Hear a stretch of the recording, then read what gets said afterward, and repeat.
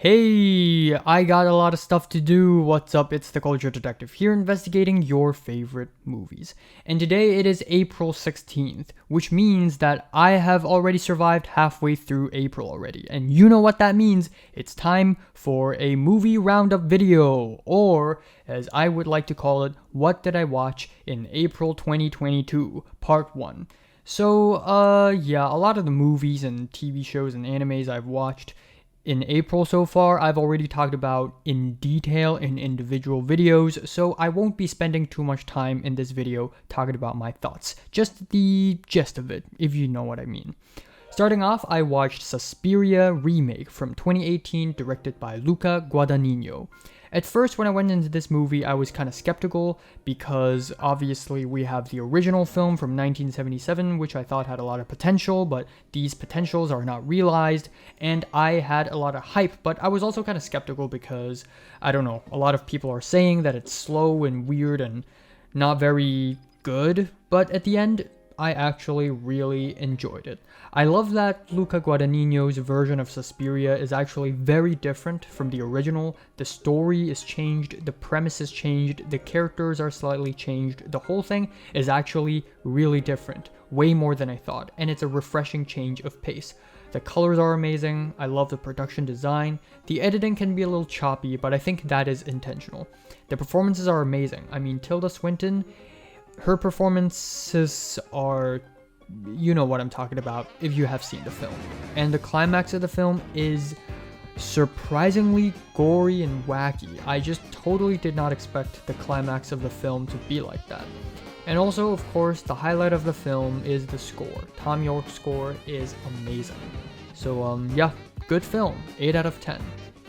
Next up, I finished watching Shingeki no Kyojin, or Attack on Titan, the final season, part 2 out of 3. And the air vent in my bathroom suddenly automatically got turned on again for some weird reason. Okay, welcome to my life. So, Shingeki no Kyojin is created by Isayama Hajime and it is animated under Studio Mappa. Honestly, I thought the story would start turning bad, but I guess not. Attack on Titan is still some of the most riveting and compelling stories I've ever come across in my entire life. The writing of this anime is masterful, and the voice acting is just top-notch. I mean, the chemistry between Pakuromi and Kamiya Hiroshi as Hanji and Levi are absolutely amazing. Kaji Yuki as Eren, Ishikawa Yui and Inoue Marina and Sakura Ayane and Ono Kensho, like, oh my god, every single voice actor. Shimonohiro, holy shit, the voice acting is so damn good. I had chills up my spine when I watched the show, just thinking about the voice acting, just thinking about how much emotion and passion is put into every single line. The animation is not that bad, and the writing is just so damn good. The world building, the character development, it is masterclass. I cannot recommend this anime enough. It is very easy to watch, it is very good, and you will not regret it. It is simply amazing. 10 out of 10. Next up, I watched Jujutsu Kaisen Zero from last year, but it finally hit the theaters this year. And Jujutsu Kaisen Zero is a movie, and it is the prequel to the one and only Jujutsu Kaisen, the very new hit and heated shonen action adventure anime. It is created by Akutama Gege, animated under Studio Mappa once again, and this film is directed by Park Sung-woo. I finally watched this in the cinema, and this is the first time I've ever watched a movie in the cinema all by myself in the USA. I bought the movie ticket for $6.75, so that is a bargain. And yeah, this movie is more cohesive than I thought it would be. Story-wise, it's not that bad. It's not great either, but it's just kind of good. What I like about the movie is, of course, what I like about the anime in general. The comedy lands really well. I really love the comedy here. And I also think the characters are really quirky and interesting, and I pretty much like every single character. Even the villain is very quirky and interesting. So, very good. 8 out of 10. Next up, I watched Z from the year 1969, written and directed by Costa Gavras. Actually, it's not written by him, it's adapted from a novel, but you get the idea. So, Z is a blood-boiling, super fast-paced, intense political thriller, and it absolutely slaps. The film doesn't have any engaging or likable characters, which seems to be a bit of a problem, but that's also kind of the point because everybody in this film also has blood on their hands and everybody's influencing each other. It's a really angry movie and I really freaking love it. And please, Criterion, if you watch this video, please print more Blu-rays for this film because I really need that. But for now, I think this is one of the most important and influential and seminal political thrillers of all times. I mean, this film got released before The Conformist, so that says a lot. 10 out of 10. Next up, I watched Sidorg, or Revolution of Our Times, which is a documentary made in Hong Kong, and it is about the protests of Hong Kong during 2019. And yeah, this is the banned film. This film is banned in China and in Hong Kong. And I'm really, extremely, unbelievably, impeccably, incredibly happy that I'm able to watch it here in Los Angeles. This documentary is directed by Zhao Gunwei or Kiwi Chow, and as a Hong Konger, I feel honored to be able to see this thing on a big screen in a theater full of people. And yeah, I cried like 4 times. It is an astonishing experience. And what I like about this documentary is that even though it is depressing, it also has hope. It also holds out hope at the very end. And yeah, you know, it's coming from me, coming from a Hong Konger. Of course, it's going to be a little biased, but I truly did enjoy this documentary, and I really hope that more people would be able to see it in the future. 9 out of 10. Next up, I watched The Batman, directed by Matt Reeves from this year. I also watched this in the cinema, and I watched it with Christian, who is a friend of mine.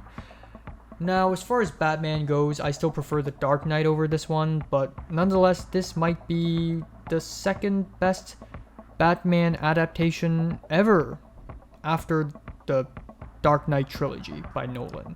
This is really well shot, really artsy. The music and the cinematography of this film are surprisingly great. That being said though, I don't think the overall film is all that great or anything. I mean, don't get me wrong, it's really good. There's nothing wrong with the story. It just doesn't have to be that long, but still, it's very good and I'm glad I'm able to see it in the cinema. I'm giving it an 8 out of 10. Next up, I finished watching an anime called World Break Arya of Curse for a Holy Swordsman from 2015, created by Akamitsu Awamura. And yeah, it sucks. It's so fast-paced, yet nothing important ever happens in this anime. It's like 80% fan service. Just a lot of boobs, a lot of ass, nothing else. A lot of cheap lines, a lot of annoying music, a lot of annoying voice acting. The OP is good, but that's pretty much the only good thing about this anime. There were a couple of moments throughout this anime where it seems as though it would lead somewhere interesting, but nah, the whole thing is just so forgettable, so dumb, easily the worst anime I've ever seen. Strong 1 to a light 2 out of 10. Next up, I watched another film in the cinemas, and that is, of course, Everything Everywhere All at Once, directed by the Daniels, aka Daniel Kwan and Daniel Shiner. And yeah, please go ahead and watch my full-length review for this movie, but in case you haven't, here are some of my quick thoughts. Yeah, I get it, the absurd comedy and the craziness of this film can throw some people off, but in my opinion, I think this is easily one of the most ambitious movies I've ever watched in my life. It is accessible and entertaining, it's not long and artsy and boring or anything, and yet it is still profound on a philosophical level. This movie is super original and creative. This is easily one of the most original films I've ever seen, and this is exactly the kind of movie where it can only be made once. Nobody else can make a movie like this anymore. It's a trailblazer.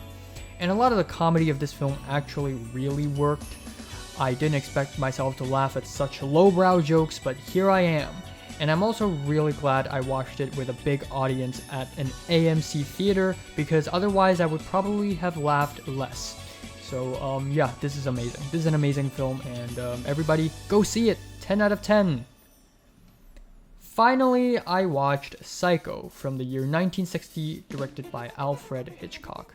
A couple years, actually I think 3 years ago, I used to joke around saying that I haven't watched Psycho even though I call myself a cinephile. Well, guess what? I finally watched this classic horror film, Psycho. And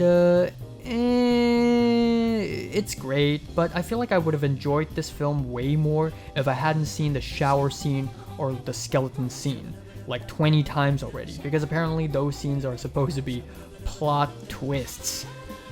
However, nonetheless, the story is really good. It's very unexpected, has a lot of twists and turns. The second half is way more suspenseful than the first half. For some reason, even though the killer is evil, I kinda root for the killer in the second half. Maybe it's not intended, but I kind of wish that he wasn't caught, but then at the same time I also kind of wish that he is caught. I don't know. The score is great, the title card graphics, they are amazing. Shout out to Salt Bass. The dialogue is okay, but I think the best thing about this film is that during the scares, during the scary moments, the editing and the cinematography is really ahead of its time. So, pretty good. 9 out of 10. Finally, earlier today, about a couple hours ago, I finally finished watching Raging Bull from the year 1980, directed by Martin Scorsese.